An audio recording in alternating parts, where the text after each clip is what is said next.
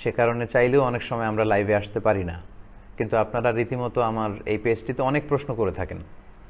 তো সেখান থেকে দুই একটি প্রশ্ন আমি প্রশ্নের উত্তর আপনাদের সাথে শেয়ার করবার চেষ্টা করব, এবং তারপর লাইভে যারা প্রশ্ন করছেন সেখান থেকে দুই একটি প্রশ্নের উত্তর আমরা শেয়ার করে আজকের লাইভটি আমরা শেষ করবো ইনশাআল্লাহ। এক বোন প্রশ্ন করে জানতে চেয়েছেন, লিখেছেন, আসসালামু আলাইকুম। ওয়ালাইকুম আসসালাম রহমতুল্লাহ। মোহতারাম, নারীরা কি মসজিদে গিয়ে সালাত আদায় করতে পারবে? এটি খুব বহুল আলোচিত একটি প্রশ্ন। প্রায়ই আমরা এই প্রশ্নগুলো শুনে থাকি, এবং এই প্রশ্ন আমাদেরকে অনেক বোনেরা করে যে আমরা মসজিদে যে সালাত পড়লে সালাত হবে কিনা। প্রিয় বোন, আপনার এই প্রশ্নের উত্তর আমরা বলবো যে আপনি যেখানেই সালাত পড়েন না কেন, আমভাবে পৃথিবীর যে কোনো জায়গাতেই ওই জায়গাটি যদি পবিত্র হয় তাহলে আপনি সেখানে সালাত পড়তে পারবেন। আল্লাহ রাসূল সাল্লাল্লাহু আলাইহি ওয়াসাল্লামকে 5টি বিশেষ বৈশিষ্ট্য দান করা হয়েছে যেটি পৃথিবীর অন্য কোনো নবীকে আল্লাহ তাআলা দেননি। তার মধ্যে একটি হচ্ছে জুইলাত লি আল আরদু মাসজিদান ওয়া তাহুরা। আল্লাহ রাসূল সাল্লাল্লাহু আলাইহি ওয়াসাল্লাম বলেছেন, আল্লাহ তাআলা আমার জন্য পুরো পৃথিবীকে সেজদার জায়গা বানিয়েছেন এবং পবিত্র বানিয়েছেন। পৃথিবীর যে কোনো জায়গায়, যে কোনো বাগানে, যে কোনো গার্ডেনে, মরুভূমিতে, বালুতে, মাটিতে, যে কোনো জায়গায় আমরা আমাদের আল্লাহ তাআলাকে সেজদা করতে পারবো, এবং এই পুরো জমিনটাই হচ্ছে পবিত্র। যারা একটা দল আছে বাংলাদেশে মারেফতের কথা বলে, তো তাদেরকে সালাতের কথা বললে তারা বলে শয়তান তো পুরো জমিনের সেজদা দিয়ে পুরো জমিনটাকে নাপাক করে রেখেছে, তো আমরা কোথায় সেজদা দেবো, এজন্য আমরা নামাজ পড়ি না। তো এগুলো হচ্ছে তাদের ফালতু যুক্তি। আসলে পৃথিবীর যে কোনো জায়গায় সালাত পড়া যায়। আপনি মসজিদে পড়তে পারবেন, মসজিদ ছাড়া অন্য জায়গাতেও পড়তে পারবেন। এটি হচ্ছে ইসলাম ধর্মের একটি অনন্য বৈশিষ্ট্য। আমাদের আগে অন্যান্য নবীর সময়কালে, অন্যান্য উম্মতদের সময় তাদের এবাদতগাহ মানে মুসল্লা, মা'বাদ, ওই এবাদতের জায়গা, সালাত আদায়ের জায়গা ছাড়া অন্য জায়গায় সালাত পড়লে সালাত হতো না। কিন্তু আল্লাহ তাআলা দয়া করে বিষ্ণু ঈসা ইসলামকে, এবং এই উম্মার জন্য আমি বলবো এটা একটা গিফট যে আল্লাহ তাআলা পৃথিবীর যে কোনো জায়গায় আমরা সালাত আদায় করলে সেই সালাত আল্লাহ কবুল করে নেবেন। তো প্রিয় বোনের প্রশ্নের উত্তরে আমি প্রথমে এই কথা বলবো যে হ্যাঁ, অবশ্যই আপনি মসজিদে সালাত আদায় করলে, নারীরা মসজিদে যে সালাত আদায় করলে সালাত হবে না কেন? নারীরা কি আল্লাহর বান্দা নন, বান্দি নন? অবশ্যই তারা আল্লাহর বান্দি। তবে মসজিদ থেকে ঘরে সালাত আদায় করা উত্তম, এই মর্মে আল্লাহ রাসূল সাল্লাল্লাহু আলাইহি ওয়াসাল্লাম বলেছেন যে বুয়ুতুহুন্না খায়রুন লাহুন্না, ঘরই তাদের জন্য উত্তম কম্পেয়ার টু মস্ক। মসজিদে নামাজ পড়ার চেয়ে ঘরে নামাজ পড়লে তাদের বেশি সওয়াব। তবে মসজিদে যেতে নারীদেরকে বারণ করা যাবে না। আল্লাহ রাসূল সাল্লাল্লাহু আলাইহি ওয়াসাল্লাম বলেছেন, লা তামনাউ ইমা আল্লাহি মাসাজিদ আল্লাহ, তোমরা আল্লাহর বান্দীদেরকে, আল্লাহর বাদীদেরকে মসজিদে যেতে বারণ করো না।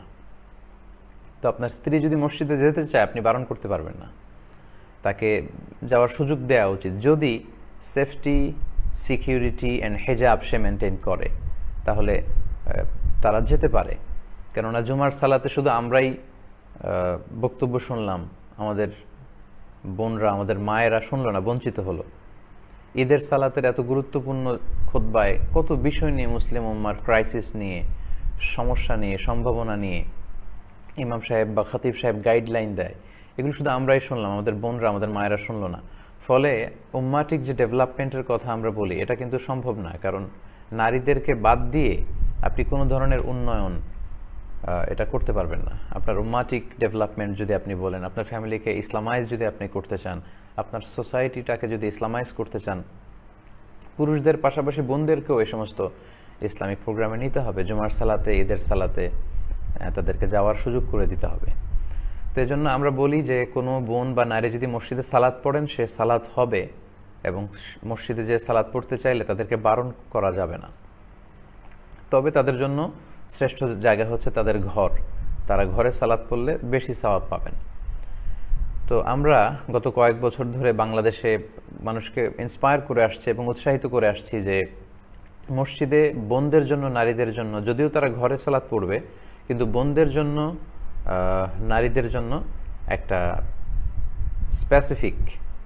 স্পেশাল জায়গা করে দেয়া দরকার, যেখানে ওনারা এসে সালাত পড়বেন, এবং তাদের এন্ট্রেন্স হবে আলাদা, তাদের এক্সিট হবে আলাদা, তাদের ওয়াশরুম হবে আলাদা, তাদের টয়লেট হবে আলাদা, এই সুযোগগুলো প্রতিটা মসজিদে রাখা দরকার। আমরা বলে আসছি জাতীয় মসজিদ বাইতুল মোকাররম সহ 2-4টা মসজিদ ছাড়া বাংলাদেশে কিন্তু এই পরিবেশ গড়ে ওঠেনি। যদিও বোনদের ঘরে সালাত পড়া উত্তম, তারপর আমরা মসজিদে নারীদের জন্য নামাজের জায়গা রাখার কথা বলি এজন্য, কারণ আমাদের বোনদের প্রায়ই ঘরের বাইরে নানা কারণে যেতে হয়। অসুস্থতার কারণে ডাক্তার দেখাতে হবে, লম্বা সময় ডাক্তারের চেম্বারে সিরিয়ালে বসে থাকতে হয়, ডাক্তার দেখিয়ে ওষুধ কিনে আবার বাড়িতে ফিরে আসার মধ্যে তখন যে সালাতের ওয়াক্তগুলো, এই সালাতগুলো কিন্তু আমাদের বোনদের কাজা হয়ে যায়, কারণ তাদের জন্য পর্যাপ্ত সালাতের জায়গা নেই। অথবা আমরা কোথাও ঘুরতে গেলাম, প্রায় দেখা যায় যে আমাদের সাথে যেই আমাদের বোনেরা মায়েরা আছে তাদেরকে আমরা মসজিদে ঢোকাতে পারি না, কারণ মসজিদে তাদের জন্য সুন্দর জায়গা নেই, অজুর জায়গা নেই, ওয়াশরুম নেই। তো বাইরে কোনো প্রোগ্রামে গেলে, কোনো কাজে গেলে কিংবা আউটিংয়ে গেলে আমাদের মাদের, আমাদের বোনদের সালাত যেন কাজা না হয়, এজন্য প্রতিটি মসজিদে খুব সুন্দর করে স্থানীয় দায়িত্বশীল যারা তাদের উদ্যোগে তাদের সালাতের একটি জায়গা রাখা দরকার এবং ওয়াশরুম করে রাখা দরকার। আমরা ছেলেরা প্রায় দেখা যায় যে পানি খেয়ে বের হই, ঘর থেকে পানি খেয়ে তারপরে কাজে বের হই, কিন্তু আমাদের বোনরা যখন যায় খেয়াল করুন যে ওনারা খুব একটা বেশি পানি খান না। পানি খান না এজন্য যে মাঝ রাস্তায় যদি ওয়াশরুমে যাওয়া লাগে তারা কোথায় যাবেন, কিন্তু মসজিদে যদি বোনদের জন্য আমরা এরকম সুন্দর জায়গা করে দিই তাহলে তারা কিন্তু এই সুযোগটা পেতে পারে। আমাদের বোনরা কিন্তু ব্লাডারের রোগে আক্রান্ত হয়, তারা অনেকে চেপে রাখে এবং সারাদিন ডিহাইড্রেশনে ভোগে। তো এটা তো অনেকটা অমানবিক। আমরা আরব দেশে দেখেছি, আমি মালয়েশিয়াতে থাকি, এখানে দেখেছি, এখানে প্রতিটি বড় বড় জামি মসজিদে প্রতিটি সূরাতে নারীদের জন্য আলাদা সালাত আদায়ের জায়গা আছে, ওয়াশরুম আছে, চমৎকার সুন্দর ব্যবস্থা আছে। তো আমি বলবো যে আপনার সালাত মসজিদে পড়লে অবশ্যই আদায় হবে এবং প্রতিটি মসজিদেই বোনদের জন্য আলাদা সালাত আদায়ের ব্যবস্থা থাকা উচিত। আশা করি প্রিয় বোন আপনি বুঝতে পেরেছেন। আলহামদুলিল্লাহ, আমরা দেখতে পাচ্ছি ইতিমধ্যে প্রায় 11,000 ভাই বোন আপনারা যুক্ত হয়েছেন।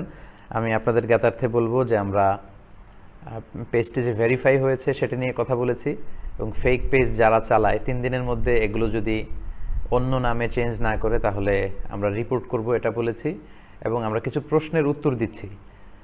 আপনারা যারা লাইভটিতে যুক্ত হয়েছেন নিচে শেয়ার বাটনে ক্লিক করে লাইভ প্রোগ্রামটি আপনারা শেয়ার করে দিন, যাতে সবাই এই প্রশ্নোত্তর পর্ব থেকে কিছু না কিছু উপকৃত হতে পারে। আরেকজন ভাই প্রশ্ন করেছেন যে মোহতারাম, কোনো মানুষকে আল্লামা বলা যাবে কি না? কোনো মানুষকে আল্লামা বলে ডাকা যাবে কি না? আচ্ছা প্রিয় ভাই, আল্লামা বা আল্লাম হচ্ছে এটি আল্লাহর সিফাত। পবিত্র কালামুল্লাহ মাজিদে আল্লাহ ইরশাদ করছেন যে ইন্নাকা আনতা আল্লামুল গুয়ুব, নিশ্চয় আপনি হচ্ছেন অদৃশ্যের সব বিষয়ে জানেন, আপনি সব জানতা। তো আল্লাম বা আল্লামা বেসিকলি এটা মূলত আল্লাহর একটা সিফাতি নাম এবং এটা আল্লাহর সাথেই যায়, মানে হচ্ছে সব জানতা, দ্য অল নোয়িং, যিনি সব জানেন, সব বিষয়ের জ্ঞান যার কাছে আছে তিনি তো আল্লাহ। আল্লাহ ছাড়া তো সব কিছু জানে এমন কেউ নেই। তো আল্লামাটা বেসিকলি আল্লাহর জন্যই এটা প্রযোজ্য।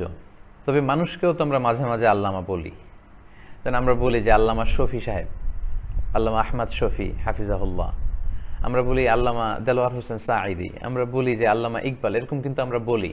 এবং আমি নিজেও আরব বিশ্ব, ইভেন সৌদি আরবের অনেক শায়েখদের নামের আগেও বিভিন্ন পোস্টারে বা ফ্লায়ারে আল্লামা আমি ব্যবহার করতে দেখেছি। তো সেই আল্লামাটা আল্লাহর সাথে ব্যবহৃত যে আল্লামা সেটা নয়, আল্লাহর সাথে আল্লামাটা সেটার অর্থ হচ্ছে দ্য অল নোয়িং, সব জানতা, যিনি সব জানেন, মহাজ্ঞানের অধিকারী। মানুষের ক্ষেত্রে যখন এই আল্লামাটা আমরা ইউজ করি তখন এটার অর্থ হয় বিজ্ঞ। আমরা কাউকে যখন বিজ্ঞ বা প্রাজ্ঞ বলে বলতে যাই তখন আমরা সেক্ষেত্রে আল্লামা শব্দটা ইউজ করি। আবার আল্লামা শব্দের আরেকটা বাংলা অর্থ হচ্ছে শিক্ষাবিদ। তো আমরা যখন কাউকে শিক্ষাবিদ বলে অভিহিত করতে চাই তখন কিন্তু আমরা আল্লামা শব্দটা ইউজ করতে পারি।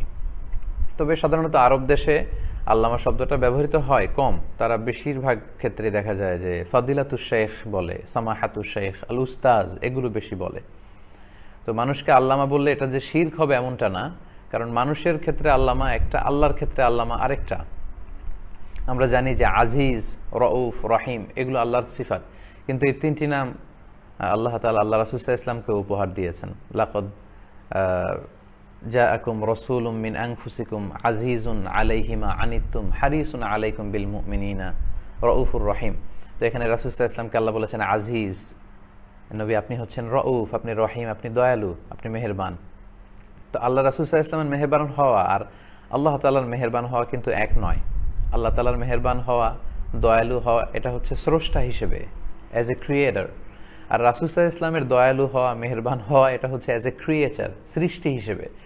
তো আল্লাহটা হচ্ছে অ্যাবসলিউটলি অ্যাবসলিউট। আর মানুষের ক্ষেত্রে যদি আল্লামা ইউজ করি, এটা হবে রিলেটিভ বা কম্পারেটিভ, এটা আপেক্ষিক।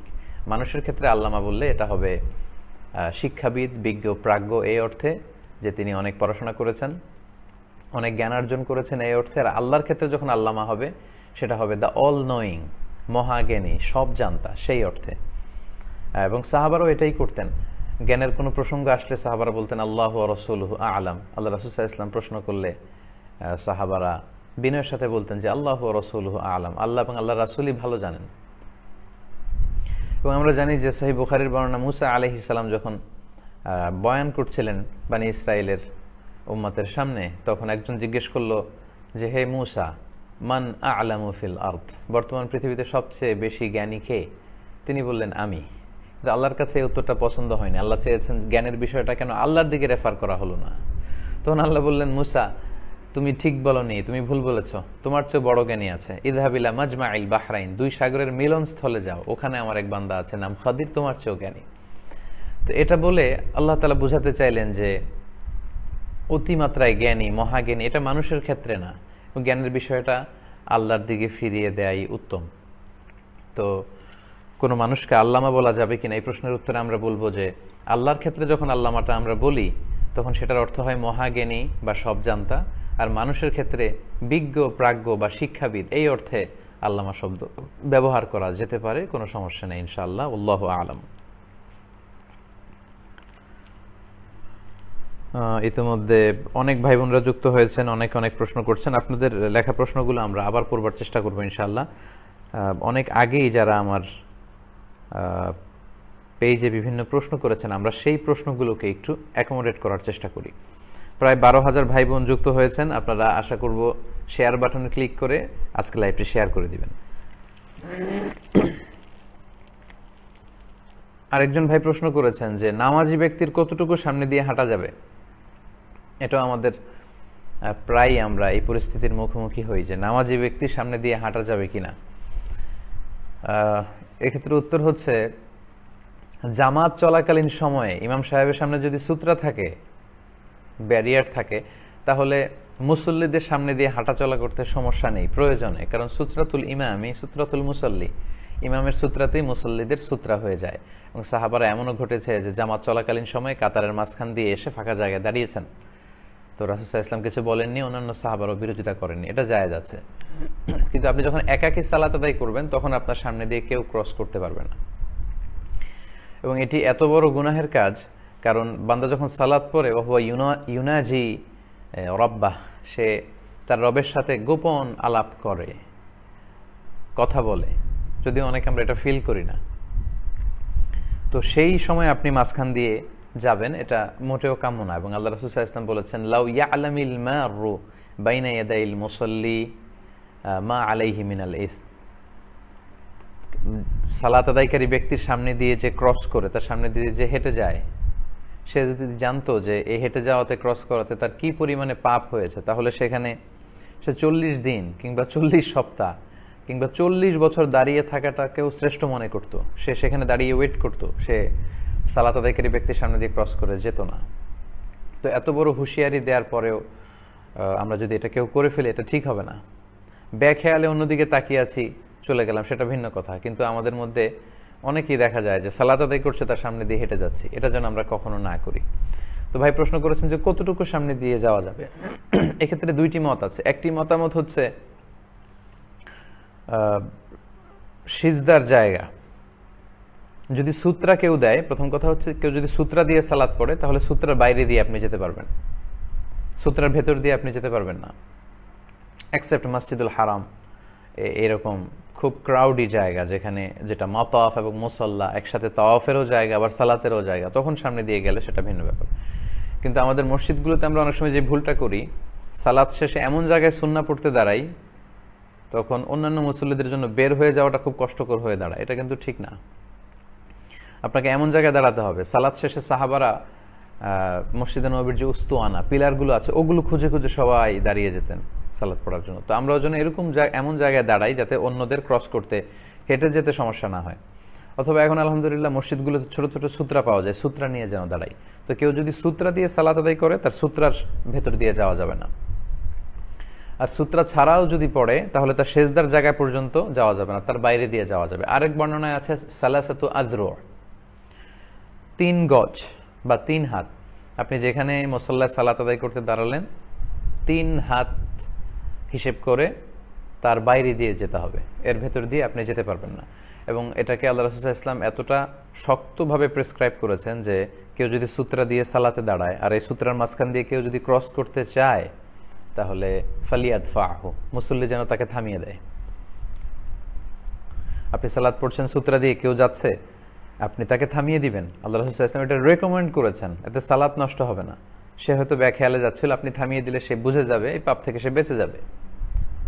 আবার যদি আসতে চায়, আল্লাহ রাসূল সাল্লাল্লাহু আলাইহি ওয়াসাল্লাম বলেছেন ফালিয়ুকাতিলহু, সেজন্য তাকে ধাক্কা মারে, সেজন্য তাকে অ্যাটাক করে। তো অ্যাটাক করার উদ্দেশ্য এই না যে আমি সালাতে পড়ে সালাত চলাকালীন অবস্থায় আরেকজনকে আঘাত করবো, ঘুষি মারবো না। এটা আল্লাহ রাসূল সাল্লাল্লাহু আলাইহি ওয়াসাল্লাম গুরুত্ব বুঝিয়েছেন এবং তাকে যেন আমরা আটকে দেই এটা বুঝিয়েছেন। তো সম্মানিত ভাই, তাহলে কতটুকু সামনে দিয়ে যাওয়া যাবে? আমরা বলবো যে সূত্রা থাকলে সূত্রার ভেতর দিয়ে যাওয়া যাবে না, বাইরে দিয়ে যাওয়া যাবে। সূত্রা না থাকলে সেজদার জায়গা কিংবা অ্যাজিউম করে 3 হাত পরিমাণ জায়গার বাইরে দিয়ে আমাদেরকে যেতে হবে। আল্লাহ তাআলা আমাদের সবাইকে কথাগুলো বুঝার এবং আমল করার তৌফিক দান করুক। আরেক ভাই প্রশ্ন করেছেন, অনেকে বলে জিনা থেকে বাঁচতে কেউ যদি মাস্টারবেশন করে তাহলে সেটা দোষণীয় নয়, এমন কথা অনেকে বলে থাকে। এ ব্যাপারে ইসলাম কি বলে? আচ্ছা, জিনা থেকে বা ব্যভিচার থেকে বেঁচে থাকার জন্য মাস্টারবেশন করা যাবে কিনা, হস্তমৈথুন? না সম্মানিত ভাই, এটা আপনি করতে পারবেন না। যদিও কেউ কেউ খুব মাইনর স্কলাররা, অল্প সংখ্যক কিছু স্কলাররা এই মত দিয়েছে যে জিনা থেকে বাঁচতে চাইলে মাস্টারবেশন করা যাবে, কিন্তু আসলে এটা ইসলামের বেঁধে দেওয়া কোনো প্রেসক্রিপশন নয়। এবং মেজরিটি স্কলাররা বলেছেন এই হস্তমৈথুন বা মাস্টারবেশন এটা মিনাল মুহাররামাত, এটা হারাম। মেজরিটি স্কলাররা, 4 মাযহাবের সবাই বলেছে। আলাদা আলাদা কিছু স্কলাররাও এরকম মত পোষণ করেছে। আল্লাহ সূরাতুল মুমিনুন, আল্লাহ যখন মুমিনদের গুনাহগুলির কথা বলছেন, আল্লাহ বলছেন ওয়াল্লাযীনা হুম লিফুরুজিহিম হাফিযুন, বিশ্বাসী বান্দাদের বৈশিষ্ট্য তো এই যে তারা তাদের প্রাইভেটকে হেফাজত করবে, মানে তাদের লজ্জাস্থানের হেফাজত করবে। এটা অত্যন্ত গুরুত্বপূর্ণ। এবং আল্লাহ রাসূল সাল্লাল্লাহু আলাইহি ওয়াসাল্লাম বলেছেন মাইয়াদমান লি মা বাইনা লিহিয়াইহি ওয়া মা বাইনা রিজলাইহি আদমান লাহুল জান্নাহ, আমার যে উম্মত 2টি অঙ্গের পাপ করবে না বলে আমাকে গ্যারান্টি দেয়, আমি তাকে জান্নাতের গ্যারান্টি দেই। তার একটি হচ্ছে 2 চোয়ালের মাঝখানে যা আছে মানে জিহ্বা, আর 2 পায়ের মাঝখানে যা আছে মানে লজ্জাস্থান। এই 2টি অঙ্গের পাপ যদি কেউ না করে তাকে বিষ্ণু ইসলাম জান্নাতের গ্যারান্টি দিয়েছেন। এবং সূরাতুল মুমিনুনের ওই আয়াতেই আল্লাহ বলছেন যে যারা স্ত্রী ছাড়া বিবাহ বহির্ভূত কোনো উপায়ে তার সেক্সুয়াল প্লেজারকে ফুলফিল করতে চাইবে ফাউলাইকা হুমুল আদুন, খুব সুস্পষ্ট আল্লাহ বলেছেন যে তারা সীমা লঙ্ঘনকারী। এবং স্কলাররা এই আয়াতটাকেই দলিল হিসেবে পেশ করেন মাস্টারবেশন হারাম হওয়ার ব্যাপারে, যে তারা সীমা লঙ্ঘনকারী, এটা কবিরা গুনাহ, এটা করা যাবে না। সো যারা বলে যে জিনা থেকে বাঁচতে মাস্টারবেশন, না, এটা সমাধান নয়। আমরা যদি ইসলামিক সলিউশনের দিকে খেয়াল করি তাহলে দেখব যে আল্লাহ কোরআনে ধৈর্য ধারণ করতে বলেছেন, বিয়ে করতে বলেছেন, ওয়ালিয়াস্তাফিফিল্লাযীনা লা ইয়াজিদুনা নিকাহান হাত্তা ইউগনিয়াহুমুল্লাহ, আল্লাহ কাউকে সামর্থ্য দেওয়ার আগ পর্যন্ত সেজন্য নিজেকে বাঁচিয়ে রাখে, পবিত্র অবস্থায় থাকে, সেজন্য ধৈর্য ধারণ করে। এবং আল্লাহ রাসূল সাল্লাল্লাহু আলাইহি ওয়াসাল্লাম যুবকদেরকে উদ্দেশ্য করে বলেছেন ইয়া মা'আশারাশ শাবাব, হে যুবক সম্প্রদায়, মান ইসতাতা মিনকুমুল বাআতা ফালিয়াতাযাওয়াজ, তোমাদের মধ্য থেকে যাদের শারীরিক সামর্থ্য আছে, আর্থিক সঙ্গতি আছে, তারা বিয়ে করো। তো প্রেসক্রিপশন হচ্ছে নাম্বার 1 হচ্ছে বিয়ে। আপনি হালাল উপায়ে যদি আপনার যৌবনকে উপভোগ করতে চান, আপনি বিয়ে করুন। বিয়ের চেয়ে ভালো কাজ আর হতে পারে না, সব নবীদের সুন্নাহ। সো আপনি মাস্টারবেশনের এই ঝামেলা থেকে বাঁচতে যুবক ভাইদেরকে আমি বলবো, প্রিয় ভাইরা, তোমরা বিয়ে করো, বিয়ের প্ল্যান করো। কেননা ফাইন্নাহু আগাদ্দুল লিল বাসার, আল্লাহ রাসূল সাল্লাল্লাহু আলাইহি ওয়াসাল্লাম বলেছেন, চোখকে সংযত রাখার একটা চমৎকার মাধ্যম হচ্ছে বিয়ে। আপনি যদি বিয়ে করেন এবং স্ত্রীর সাথে আপনি সময় কাটান, আপনার এদিক সেদিক চোখ যাবে না, নজর যাবে না। ওয়া আহসানু লিল ফারাজ, এবং চরিত্র হেফাজত বা লজ্জাস্থানের হেফাজতের একটা বড় মাধ্যম হচ্ছে বিয়ে। ওমান লাম ইয়াস্তাতি' ফাআলাইহি বিসসাওম, আর যার পক্ষে বিয়ে করার হয়তো টাকা নেই বা শারীরিক সামর্থ্য নেই, সব মিলে হয়ে উঠছে না ব্যাটে বলে, আল্লাহ রাসূল সাল্লাল্লাহু আলাইহি ওয়াসাল্লাম যে প্রেসক্রিপশন দিয়েছেন সেটা হচ্ছে ফাআলাইহি বিসসাওম, হি শুড ফাস্ট, তার রোজা রাখা উচিত। ফাইন্নাহু লাহু ভিজা, কেননা এই সিয়াম, এই রোজা বা এই নফল সিয়ামের মধ্য দিয়ে এটা ভিজা, এটা কাইন্ড অফ প্রোটেকশন, এটা ঢালের মতো। ঢাল যেমনি যুদ্ধে আঘাত থেকে বাঁচায়, তেমনি সিয়াম আপনাকে বাঁচাবে। তো এই ব্যভিচার থেকে বাঁচার জন্য আপনি মাস্টারবেশন কেন করবেন, যেখানে ইসলাম বলেছে আপনাকে বিয়ে করতে না পারলে আপনি ধৈর্য ধারণ করবেন এবং আপনি সিয়াম পালন করবেন। তো আমরা যদি সিয়ামের অভ্যেস করি এবং খুব দ্রুত বিয়ে করার প্ল্যান করি, তাহলে দেখা যাবে যে এই বিষয়গুলো, এই অভ্যেসগুলো আমাদের মধ্য থেকে অনেকটাই কেটে যাবে ইনশাআল্লাহ। আশা করি বুঝতে পেরেছেন। আরেকটি প্রশ্ন আমি নিব, অনেক প্রশ্ন করেছেন, সেখান থেকে আরেকটি প্রশ্ন নিয়ে আমি লাইভ কিছু প্রশ্নের উত্তর করব ইনশাআল্লাহ। একজন ভাই বলেছেন, জাকাতের টাকা দিয়ে বিয়ের ব্যবস্থা করে দেয়া যাবে কিনা? অনেক সুন্দর প্রশ্ন।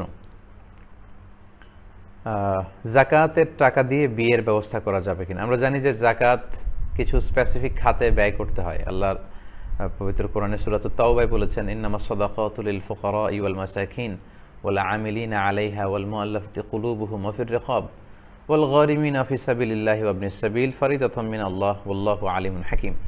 এখানে আল্লাহ জাকাত কাদেরকে দেয়া যাবে 8টি খাতের কথা বলেছেন। তার প্রথমটি হচ্ছে ফুকারা। ফকির মানে এমন ব্যক্তি যার সামান্য কিছু আছে, কিন্তু তাতে তার সব যে নিড, প্রয়োজন, এই প্রয়োজনগুলো ফুলফিল হয় না। তো বিয়েটা তো অনেক জরুরি প্রয়োজন। আমরা জানি যে ফান্ডামেন্টাল রাইটস বা বেসিক নিডসের মধ্যে আছে অন্ন, বস্ত্র, বাসস্থান, চিকিৎসা, শিক্ষা এবং এন্টারটেইনমেন্ট। এবং বিয়ের মাধ্যমে এই এন্টারটেইনমেন্টের বিষয়টা সবচেয়ে হালাল উপায়ে কিন্তু অর্জিত হয়ে থাকে।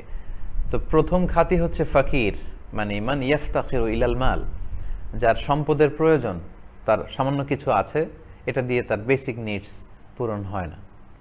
তো বিয়েটা মানুষের একটা বেসিক নিডস। তো এই বিয়ের জন্য, বিয়ের মোহরানা দিয়ে হেল্প করার জন্য আপনি জাকাতের টাকা থেকে দান করতে পারবেন ইনশাআল্লাহ। তবে যৌতুকের জন্য কিন্তু আপনি জাকাতের টাকা দিতে পারবেন না। তো অনেকে এরকম বলে যে এই মেয়েটার বিয়ে হচ্ছে না, ছেলেটা এত টাকা যৌতুক দাবি করেছে, তো জাকাতের টাকা দিয়ে বিয়ের ব্যবস্থা করে দিই না। আপনি কোনো হারাম কাজে সহায়তা করতে পারবেন না। আল্লাহ বলেছেন, তাআওয়ানু আলাল বিররি ওয়াত তাকওয়া, তোমরা ভালো কাজে, কল্যাণমূলক কাজে একে অপরকে অ্যাসিস্ট করো, কোঅপারেট করো, সহযোগিতা করো। ওয়ালা তাআওয়ানু আলাল ইসমি ওয়াল উদওয়ান, পাপের কাজে, অন্যায় কাজে তোমরা একে অপরকে সহযোগিতা করতে পারো না। তো যৌতুক দিয়ে আপনি বিয়ের বন্দোবস্ত করবেন জাকাতের টাকা থেকে, না, এটা করতে পারবেন না। বরং আপনি মুসলিম যুবক ছেলেদেরকে বিয়ের জন্য মোহরানার টাকা দিয়ে হেল্প করে আপনি জাকাতের টাকা দিতে পারবেন ইনশাআল্লাহ। এবং স্কলাররা এই বিষয়ের উপরই ঐকমত্য হয়েছেন। আল্লাহু আলাম। সম্মানিত শুধু আমরা অনেক লম্বা সময় লাইভ করে ফেলছি। ইতিমধ্যে দেখা যাচ্ছে প্রায় 13,500 ভাই বোন লাইভটিতে যুক্ত হয়েছেন। যারা পরে যুক্ত হয়েছেন তাদেরকেও আমরা শুভেচ্ছা এবং অভিনন্দন জানাচ্ছি। আহলান ওয়া সাহলান। আশা করব লাইভটি শেয়ার করে আপনারা বন্ধু বান্ধবের কাছে ছড়িয়ে দিবেন। আমরা এই পর্যায়ে অনেকে প্রশ্ন করছেন, এই প্রশ্নগুলো আমরা উত্তর করবার চেষ্টা করব ইনশাআল্লাহ।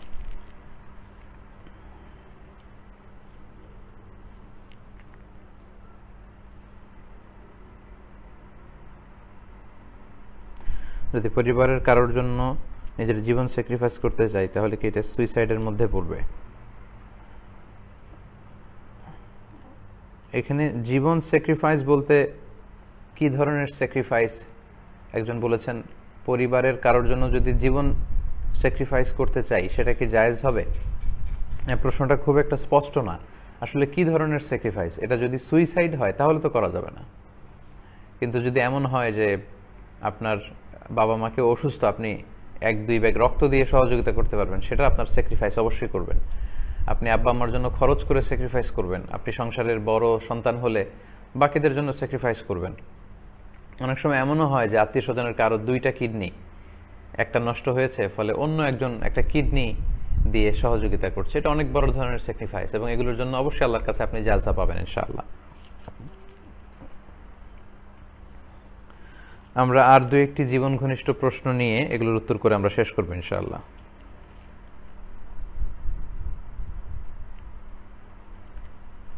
দেশের বাইরে থাকি, ঠান্ডা পানির সমস্যা, গ্যাস্ট্রিক, ওজন নষ্ট হয়ে যায় বারবার, কি করব? গ্যাস্ট্রিক যদি কারো খুব মারাত্মক পর্যায়ে চলে যায়, যে অল দ্য টাইম লং তার বায়ু নির্গত হতে থাকে, সেক্ষেত্রে কি করবেন? এই প্রশ্নটা অনেকে করে, কারণ আমরা যে পরিমাণে খাদ্যে ভেজাল এবং তৈলাক্ত ভাজা পোড়া আমরা খাই, এবং যে ফাস্ট ফুড সংস্কৃতিতে আমরা অভ্যস্ত হয়ে পড়ছি, আমাদের অনেকের এই গ্যাস্ট্রিকের সমস্যা, এবং কারো কারো এতটা ভয়াবহ সমস্যা যে অলওয়েজ তার বায়ু নির্গত হতেই থাকে। অনেকে বলে যে হুজুর অজু রাখতে পারি না, আমি কি করব? এই ভাইয়ের বোধে এই ধরনের সমস্যা। যদি অবস্থা এই পর্যায়ে চলে যায় যে অলওয়েজ বায়ু নির্গত হতেই থাকে, আবার অনেকে বলে যে তাদের ইউরিন ড্রপ করতেই থাকে, এটাকে তারা নিয়ন্ত্রণ করতে পারে না, এই পরিস্থিতি যদি হয়, তাহলে সেক্ষেত্রে আমরা বলি প্রত্যেক সালাতের জন্য একবার করে ওযু করবেন, দ্যাটস ইট। যেমন জোহরের সালাতের জন্য আপনি একবার ওযু করেন, সাথে সাথে যদি ওযু ভেঙেও যায় কিছু করার নেই, আপনি সালাত পড়ে ফেলবেন। জোহরের জন্য একবার ওযু করবেন এবং সাথে সাথে সালাত পড়বেন, যদি ওযু ভেঙেও যায় কিছু করার নেই। যদি এরকম মারাত্মক পর্যায়ে চলে যায় তাদের জন্য এই নিয়ম, প্রতিটি সালাতের জন্য অ্যাটলিস্ট একবার করে ওযু করতে হবে। আশা করি বুঝতে পেরেছেন। আল্লামা শব্দের সুন্দর ব্যাখ্যা করলেন, উপকৃত হয়েছি। আচ্ছা, জি ভাই, যিনি উপকৃত হয়েছেন আমিও তাকে ধন্যবাদ জানাচ্ছি। বারাকাল্লাহু ফি ইলমিক।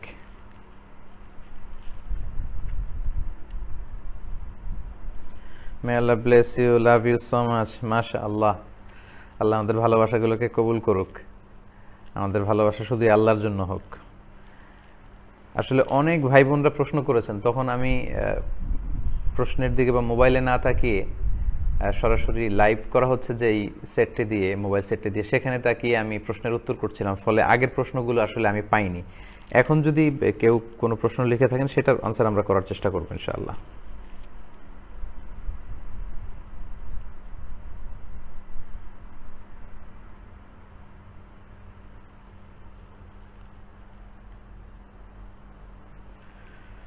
মাহিয়া রহমান তিনি লিখেছেন, হুজুর আমি অনলাইন বিজনেস করি বাট পর্দার মধ্যে, বাট আমি প্রোডাক্ট মেয়েদেরকে আমি নিজে বের হয়ে ডেলিভারি করি, আমারটা কি পাপ হবে? আমাকে ওমেন বিজনেসের ব্যাপারে কিছু বলুন। প্রিয় বোন মাহিয়া, আপনি প্রশ্ন করেছেন যে আপনি অনলাইন বিজনেস করেন, সেক্ষেত্রে আপনার হয়তো ডেলিভারি করে আসা লাগে, এটা পাপ হবে কিনা। প্রিয় বোন, এক্ষেত্রে আমরা বলবো যে ইসলাম নারীদেরকে যে কয়েকটি অধিকার দিয়েছে এর মধ্যে একটি হচ্ছে উপার্জনের অধিকার। ইসলাম নারীকে দিয়েছে ইবাদতের অধিকার, দিয়েছে জ্ঞান অর্জনের অধিকার, দিয়েছে স্বামীর কাছে সুন্দর আচরণ পাবার অধিকার, তারপর ইসলাম নারীকে দিয়েছে উত্তরাধিকারে অধিকার, বাবার সম্পদে আপনি সেখানে আপনার পার্ট আছে, আপনি পাবেন। স্বামীর কাছ থেকে মোহর পাওয়ার অধিকার এবং উপার্জনের অধিকার নারীর আছে। আমরা দেখেছি যে খাদিজাতুল কুবরা রাদিয়াল্লাহু তাআলা আনহা, তিনি উপার্জন করতেন, ব্যবসা করতেন, এবং নারীদের মধ্যেও উপার্জনের সাহাবী এবং তাবি নারীদের মধ্যেও ব্যবসা করা এগুলো ছিল, বাট কম ছিল। সেক্ষেত্রে এটাকে নাজায়েজ বলার সুযোগ নেই, with some terms and condition, কিছু শর্ত সাপেক্ষে। প্রথম শর্ত হচ্ছে যে আপনার সেফটি থাকতে হবে, যে সোসাইটিতে আপনি বিজনেস করছেন আপনার সিকিউরিটি নিশ্চিত করতে হবে। 3 নম্বর হচ্ছে আপনার হেজাব মেনটেন করে এই ব্যবসায় অংশগ্রহণ করতে হবে, যেখানে নারী পুরুষের অবাধ মেলামেশা, এই ধরনের ব্যবসায় আপনি অংশগ্রহণ করতে পারবেন না। আর আপনি যদি বিবাহিত হয়ে থাকেন আপনার হাজব্যান্ডের পারমিশন লাগবে। এই শর্তগুলো যদি আপনি এনশিওর করতে পারেন তাহলে আপনার সেফ জোনে থেকে আপনি চাইলে কিন্তু বিজনেস করতে পারেন, এবং আমি মনে করি অনলাইন বিজনেসটা অনেকটা সেফ। কিন্তু আপনি যে ডেলিভারি ইস্যুটা নিয়ে এসেছেন সেটার ক্ষেত্রে এই শর্তগুলো প্রযোজ্য, যে আপনার সেফটি, সিকিউরিটি, আপনার হাজব্যান্ডের পারমিশন, আপনার হেজাব, এই সবগুলো যদি আপনি নিশ্চিত করতে পারেন, যে আপনি হয়তো ফেব্রিকের কোনো বিজনেস বা আপনার ফ্যাশন ডিজাইনার, আপনি নতুন ফ্যাশন করে বোনদের জন্য আপনি দেখাচ্ছেন, তো সেটা হতে পারে, বাট এই শর্তগুলো সাপেক্ষে। এই শর্তগুলো যদি ভায়োলেট হয় তাহলে কিন্তু আপনার এই বিজনেস জায়েজ হবে না। সর্বোপরি কথা হচ্ছে, আমরা বোনদেরকে ঘরে থেকে যে কাজগুলো করা যায়, হ্যান্ডিক্রাফটের, হস্তশিল্পের কথা বলেন, এরকম অনলাইন বিজনেসে যদি অংশগ্রহণ করা যায় সেগুলোর ক্ষেত্রে উৎসাহিত করি। কিন্তু বাইরে খুব দৌড়াতে হবে, এনজিওতে জব নিয়ে আপনি ঋণের টাকা তোলার জন্য এই বন্যার কবলিত এলাকায় আপনি ছুটে বেড়াচ্ছেন ফ্যামিলি রেখে, না, এটা ঠিক হবে না। আমরা সবসময় উৎসাহিত করি যে ঘরের ছেলেরা আউটডোরে কাজ করবে, মেয়েরা ইনডোরে কাজ করবে। যদিও মেয়েদের জন্য ব্যবসা, চাকরি প্রয়োজনে করা যায়, কিন্তু ইনডোর কাজগুলো মেয়েদের জন্য বেশি সুইটেবল, কারণ ঘরটাই তো অনেক বড়, এবং মাদেরকে, বোনদেরকে, স্ত্রীদেরকে তো আল্লাহ এক একটা ঘরের ম্যানেজিং ডাইরেক্টর বানিয়েছে। তা আমরা যেন, বোনেরা যেন আমরা ঘর কেন্দ্রিক হই, এবং আমাদের সেফটি, সিকিউরিটি, হেজাব এগুলো মেনটেন করে যদি আমরা কোনো চাকরি বা ব্যবসাতে অংশগ্রহণ করতে পারি সেটা জায়েজ হবে। তবে আমরা যেন আমাদের হেজাব, আমাদের নিরাপত্তার বিষয়টাকে সবচেয়ে বেশি গুরুত্ব দেই। আশা করি প্রিয় বোন বুঝতে পেরেছেন।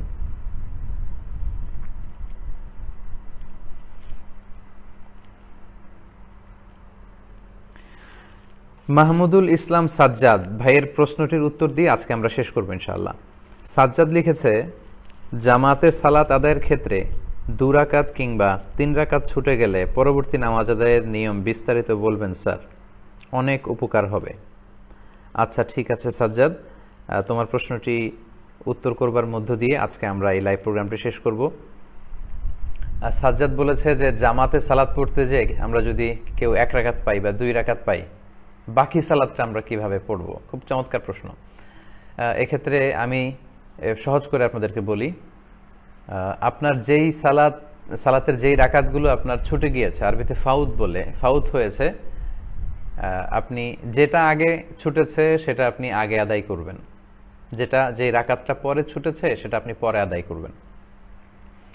উদাহরণস্বরূপ আমি আপনাকে বলি, যেমন এশার সালাতের আপনি শেষ 2 রাকাত পেয়েছেন, তো সেক্ষেত্রে আপনি, ইমাম সাহেব যখন সালাম ফিরাবে আপনি দাঁড়িয়ে যাবেন। দাঁড়িয়ে গিয়ে, আমরা জানি যে এশার সালাতের প্রথম 2 রাকাতের বৈশিষ্ট্য হচ্ছে সূরা ফাতিহার সাথে অন্য 2টি সূরা মিলানো, আর শেষ 2 রাকাতের বৈশিষ্ট্য হচ্ছে কেবলমাত্র শুধু সূরা ফাতিহা পড়া। তার মানে আপনি যদি ইমাম সাহেবের সাথে শেষের 2 রাকাত পান, তাহলে আপনি এমন 2 রাকাত পেয়েছেন যে 2 রাকাতে শুধুমাত্র সূরা ফাতিহা ছিল, ফাতিহার সাথে অন্য সূরা ছিল না।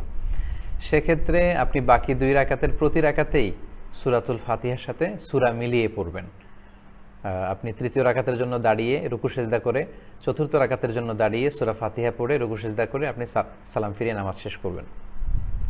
অনেকের সমস্যা বেঁধে যায়, যদি 1 রাকাত পাই, শেষের 1 রাকাত পাই, তাহলে আমরা কিভাবে আদায় করব? আপনারা একটু খেয়াল করে যদি শোনেন তাহলে বুঝবেন যে আমরা উদাহরণস্বরূপ বলতে পারি যে এশার সালাত ফরজ হচ্ছে 4 রাকাত। এশার সালাতের প্রথম ফরজ, এশার 4 রাকাত ফরজের প্রথম 2 রাকাতে সূরা ফাতিহার সাথে সূরা মিলাতে হয়, শেষের 2 রাকাতে শুধু সূরা ফাতিহা পড়তে হয়। তো কেউ যদি সেক্ষেত্রে শুধু 1 রাকাত ইমাম সাহেবের সাথে পায়, তিনি বাকি 3 রাকাত কিভাবে আদায় করবেন? তিনি যে 1 রাকাত ইমাম সাহেবের সাথে পেলেন, সে রাকাতটি ছিল শুধুমাত্র সূরা ফাতিহার রাকাত, তাই না? তো সেক্ষেত্রে তিনি ইমাম সাহেবের সাথে সালাম ফিরিয়ে দাঁড়াবেন। দাঁড়িয়ে তিনি কি শুরু করবেন? আচ্ছা, আমি প্রথমে এই প্রশ্নের উত্তর করতে যে প্রথমেই বলেছি যে আপনার যেই রাকাতটি প্রথমে ছুটেছে সেই রাকাতটি আগে আদায় করবেন। তার মানে আপনার থেকে ছুটে গিয়েছে এশার প্রথম রাকাত। এশার প্রথম রাকাতের বৈশিষ্ট্য ছিল সূরা ফাতিহার সাথে আরেকটা সূরা মিলানো। তাহলে আপনি সালাম ফিরিয়ে দাঁড়িয়ে সূরা ফাতিহার সাথে আরেকটা সূরা পড়ে আপনি রুকু সেজদা করে বসবেন। এর কারণ হচ্ছে আপনার তখন 2 রাকাত হয়েছে, আর প্রতি 2 রাকাতের পরেই কিন্তু তাশাহুদের জন্য বসতে হয়। আপনি 2 রাকাত পরে বসে তারপর আপনি 3য় রাকাতের জন্য দাঁড়াবেন। এখন আপনি এশার 2য় রাকাতটা পড়বেন, কারণ আপনার প্রথম রাকাত পড়া হয়ে গিয়েছে, 2য় রাকাত বাকি। 2য় রাকাতের বৈশিষ্ট্য আমরা জানি যে সূরা ফাতিহার সাথে সূরা মেলাতে হয়। তো আপনি সূরা ফাতিহা এবং আরেকটি সূরা মিলিয়ে রুকু সেজদা করে আপনি চতুর্থ রাকাতের জন্য দাঁড়াবেন। তখন আপনার শুধু একটি রাকাত বাকি ছিল, সেটা হচ্ছে এশার তৃতীয় রাকাতটা। আর এশার তৃতীয় রাকাতের বৈশিষ্ট্য হচ্ছে শুধুমাত্র সূরা ফাতিহা পড়া। তো আপনার শেষ রাকাতে আপনি শুধুমাত্র সূরা ফাতিহা পড়ে আপনার যখন চতুর্থ রাকাত পূর্ণ হলো রুকু সেজদা করে সালাম ফিরিয়ে সালাত শেষ করবেন। আশা করি বুঝতে পেরেছেন। এক্ষেত্রে নিয়ম হচ্ছে যেই রাকাতটা আপনার আগে ছুটে যায় ওই রাকাতটা আপনি আগে পড়বেন, এবং ওই রাকাতের বৈশিষ্ট্য যেমন ছিল ঠিক ঠিক তেমনভাবে পড়লেই এই সালাতটি পরিপূর্ণ হয়ে যাবে ইনশাআল্লাহ। সম্মানিত সুধী, অনেক অনেক প্রশ্ন আপনারা করেছেন, অনেকে দোয়া চেয়েছেন। একজন ভাই জাতিসংঘের একটা কনফারেন্সে চান্স পেয়েছে, দোয়া চেয়েছে। আমি আন্তরিকভাবে ভাইকে কংগ্রাচুলেট জানাই এবং তার জন্য দোয়া করি। অনেকে অনেকের ফ্যামিলির জন্য দোয়া চেয়েছেন, তাদের জন্য আমরা দোয়া করি। অনেকে অসুস্থ, তারা দোয়া চেয়েছেন। অনেকের আব্বা আম্মা হজে গিয়েছে, দোয়া চেয়েছেন। অনেকে এইচএসসি পরীক্ষায় ভালো রেজাল্ট করেছে, দোয়া চেয়েছেন। আমি তাদের জন্য দোয়া করি। আপনাদের সবার জন্য আন্তরিক দোয়া এবং ভালোবাসা রইল।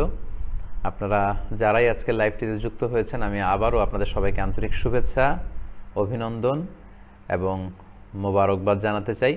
শেষে যারা এসেছেন তাদের জ্ঞাতার্থে বলি, আমরা আজকে লাইভটি শুরু করেছিলাম এই বলে যে আলহামদুলিল্লাহ আমার পেজটি ভেরিফাই হয়েছে, ফেসবুক অথরিটি আমার পেজটি ভেরিফাই করেছে। এখন নামের শেষে আপনারা ব্লু ব্যাজ ভেরিফিকেশন দেখতে পাবেন, এবং যে কেউ আমার নাম মিজানুর রহমান আজহারি দিয়ে সার্চ দিলে এই ব্লু ব্যাজ দেখা মাত্রই চিনতে পারবেন যে এটি আমার একমাত্র পেজ, এবং এছাড়া যত পেজগুলো আছে সেগুলো হচ্ছে ফেক পেজ। অনেকেই আমাকে বলেছেন যে হুজুর পেজ ভেরিফাই করলে অনেক ভালো হবে। যারাই আমাকে এরকম পরামর্শ দিয়েছেন, উদ্বেগ প্রকাশ করেছেন, আমি সবাইকে আন্তরিক শুভেচ্ছা এবং মোবারকবাদ জানাই। আপনাদের এই আন্তরিক দোয়া এবং ভালোবাসার ফলেই হয়তো খুব অল্প সময়েই পেজটি ভেরিফাই হয়েছে।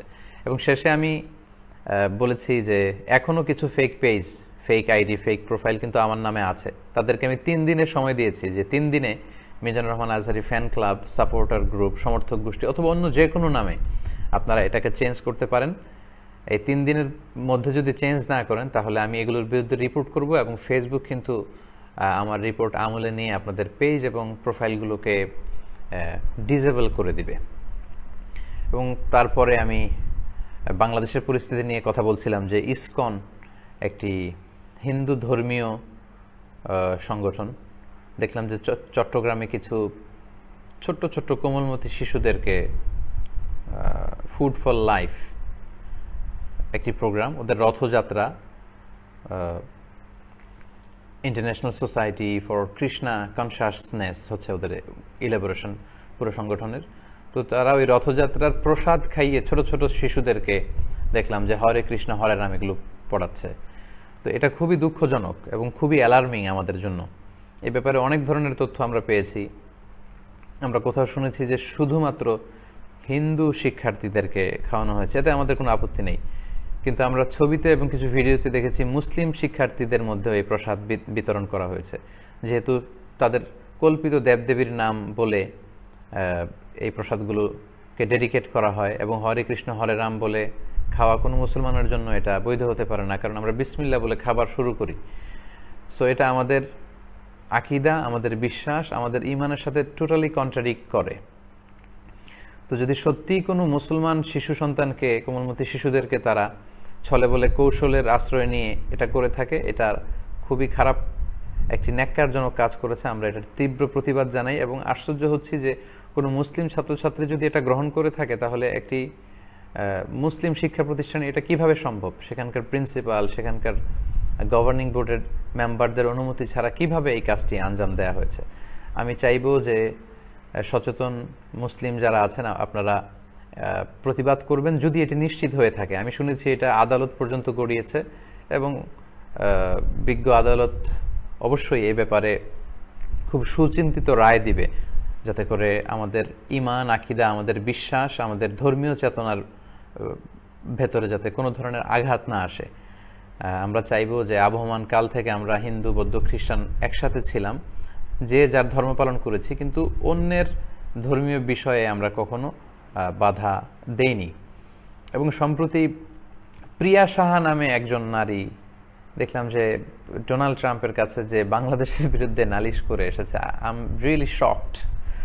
আমি অবাক হয়েছি যে সে পারল কি করে, সে বাংলাদেশের একজন নাগরিক হয়ে। এবং আমি দেখলাম যে সে ভুলভাল তথ্য দিচ্ছে, অসত্য কথা বলে এসেছে যে 37 মিলিয়ন হিন্দু বৌদ্ধ দে আর ডিসঅ্যাপিয়ার্ড, তারা নাকি গুম হয়েছে। How come, what you talking about? এটা কি বলছেন আপনি? 37 মিলিয়ন হিন্দু বৌদ্ধ খ্রিস্টান বাংলাদেশে নাকি গুম হয়েছে, তার বাড়ি ঘর জ্বালানো হয়েছে। এবং কারা এটা করেছে সে বলছিল যে মুসলিম ফান্ডামেন্টালিস্ট, মৌলবাদীরা সরকারের আশ্রয়ে প্রশ্রয়ে নাকি তারা এই কাজ করেছে। ইন্না লিল্লাহি ওয়া ইন্না ইলাইহি রাজিউন। আমি সেখানে দেখলাম উইগরের খুব সম্ভবত মাইনরিটি যারা আছে, সংখ্যালঘু, এইরকম কোনো লোকদেরকে হয়তো কোনো একটা প্রোগ্রামে ডোনাল্ড ট্রাম্প দাওয়াত করেছে। সেখানে দেখলাম যে উইগরের এক ভাই তার সমস্যার কথা বলছে। তারপর বাংলাদেশ থেকে আরেক মিয়ানমারের থেকে আমাদের কি বলে রোহিঙ্গাদের একজন দেখলাম যে সে সেখানে তাদের সমস্যার কথা বলেছে, যেখানে তারা বলছে যে আমরা মিয়ানমারে ফিরে যেতে চাই, আমাদের বাড়িঘর জ্বালিয়ে দেওয়া হয়েছে। তারপর উইঘরে কি ধরনের অত্যাচার আমরা জানি, তাদের সাথে সে মিলিয়ে বাংলাদেশের ব্যাপারে এই ধরনের মন্তব্য করে এসেছে। আমরা দেখেছি যে বিগত যে কোনো সরকারের সময়ের চেয়ে বর্তমান সরকারের সময়ে আমাদের দেশের এই সংখ্যালঘুরা, এই হিন্দু ভাই বোনেরা, তারা অনেক বেশি ফ্যাসিলিটিস তারা পেয়েছে। এবং এটা আমাদেরকে অবাক করেছে। ধর্ম মন্ত্রণালয়, মাদ্রাসা শিক্ষা বোর্ডে, মন্ত্রণালয় থেকে শুরু করে যত ধরনের প্রশাসনিক ফ্যাসিলিটিস আছে তারা পেয়েছে। তো এই ধরনের সুযোগ সুবিধা বাংলাদেশে তারা এই প্রিভিলেজ হোল্ড করে তারা বিশ্বমোড়ল যাকে আমরা বলি, ডোনাল্ড ট্রাম্পের কাছে যে এরকম অসত্য কথা, এরকম মিথ্যা কথা, এটা যদি ইন্ডিয়ার কোনো ভাই, মুসলমান ভাই যে বলতো, তাহলে এই কথাটা পারফেক্ট হতো যে ইন্ডিয়াতে আমাদেরকে এরকম করে। কারণ আমরা জানি সেখানে গরু জবাই করলে মুসলমানদের বাড়িঘর জ্বালিয়ে দেওয়া হচ্ছে, নির্মমভাবে হত্যা করা হচ্ছে, আমাদের মা বোনদেরকে সেখানে রেপ করা হচ্ছে। ইন্ডিয়ার কোনো মুসলিম ভাই বা বোন যে ডোনাল্ড ট্রাম্পের সামনে দাঁড়িয়ে এই কথাটা বললে এটা মানানসই হতো। কিন্তু বাংলাদেশের একজন হিন্দু মহিলা যে এই ধরনের কথা সে কি করে বলার স্পর্ধা পায়, সাহস পায়, এটা শুনে আমি অবাক হচ্ছি। সে আসলে কেন এই ধরনের কথা, এই অসত্য কথা বলে সে বাংলাদেশের ইমেজকে গোটা বিশ্ব দরবারে নষ্ট করেছে। এটা এখন শুধু আমরা ফতুয়া দেওয়ার বিষয় নয়, এটা পুরো রাষ্ট্রীয় বিষয়, এটা আমাদের গণপ্রজাতন্ত্রী বাংলাদেশের বিষয়, এটা বাংলাদেশের প্রেস্টিজ, এটা মাননীয় প্রধানমন্ত্রীর প্রেস্টিজ।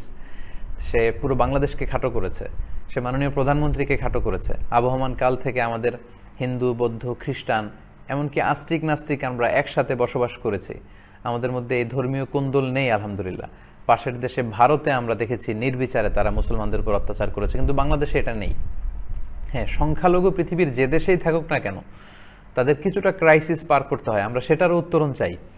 কিন্তু এই মহিলা যে মিথ্যা তথ্য দিয়ে এসেছে যে ফান্ডামেন্টাল গ্রুপ, ধর্মীয় উন্মাদনার নামে নাকি মৌলবাদীরা সরকারের শেল্টারে তার বাড়ি ঘর জ্বালিয়ে দিয়েছে, কোথায় কখন তার এমনটা ঘটেছে, এটা সুস্পষ্ট তদারকি দরকার। আমি চাইব এবং আমরা এটার তীব্র প্রতিবাদ করি যে এই প্রিয়া সাহা সে শুধু ইসলামকে সেখানে ছোট করেনি, সে পুরো বাংলাদেশকে খাটো করেছে, মাননীয় প্রধানমন্ত্রীকে খাটো করেছে, বর্তমান গভর্নমেন্টের ইমেজকে সে নষ্ট করেছে। সো এটা শুধু ছোট্ট ব্যাপার নয়, এটা এখন রাষ্ট্রীয় ইস্যু। কে তাকে ওখানে পাঠালো, কে তাকে এইভাবে কথা বলতে বললো, এবং কে কেন সে এইভাবে কথাগুলো উপস্থাপন করলো? এটা কি প্রি প্ল্যান্ড নাকি কোনো বিশেষ মদতদাতা গোষ্ঠীর হয়ে সে সেখানে বাংলাদেশকে একটা অকার্যকর রাষ্ট্র হিসেবে ডোনাল্ড ট্রাম্পের কাছে পরিচয় করাতে চায়, বিশ্ব দরবারে বাংলাদেশের ইমেজকে খাটো করতে চায়? আমরা জানি যে আমেরিকা যেখানে নাক গলায় সেটার ফলাফল ভালো হয় না। আমরা আফগানিস্তান যদি খেয়াল করি, আমরা ইরাক যদি খেয়াল করি, যে শান্তির কথা বলে যেখানেই আমেরিকা ঢুকেছে সেখানেই তারা মানে অশান্তির তৈরি করে একটা জাহান্নাম তৈরি করে দিয়ে এসেছে। সো আমরা বলবো যে এই মহিলা যদি আমেরিকা অবস্থান করে, তাহলে আমেরিকায় বাংলাদেশের যে দূতাবাস সেখানে তাকে ডেকে তদন্ত করা যেতে পারে। দেশে ফিরে আসলে খুব দ্রুত মাননীয় প্রধানমন্ত্রী এবং বর্তমান সরকার এই বিষয়ে পদক্ষেপ নেবেন বলে আমরা আশা করি। কারণ এটা অনেক বড় ধরনের একটা তথ্য সন্ত্রাস হয়েছে এবং বাংলাদেশের ইমেজকে, মানকে খাটো করেছে। এটার শিকড় উদ্ঘাটন করা প্রয়োজন বলে আমি মনে করি। সম্মানিত সুধী, এই অস্থির পরিস্থিতির মধ্য দিয়েও আমরা যেন 5 ওয়াক্ত সালাত জামাতের সাথে আদায় করতে না ভুলে যাই, আমরা যেন প্রতিদিন কোরআন তেলাওয়াত করি, আমরা যেন বন্যা দুর্গত মানুষদের পাশে থাকি, আমরা যেন একে অপরকে সহযোগিতা করি এবং কল্যাণ কামনা করি। এই কথা বলে আজকের এই লাইভ প্রোগ্রামটি শেষ করছি। আল্লাহ আপনাদেরকে ভালো রাখুক, সুস্থ রাখুক, সুন্দর রাখুক। আবারও হয়তো দেখা হয়ে যাবে নেক্সট কোনো লাইভে। আসসালামু আলাইকুম ওয়া রাহমাতুল্লাহি ওয়া বারাকাতুহু।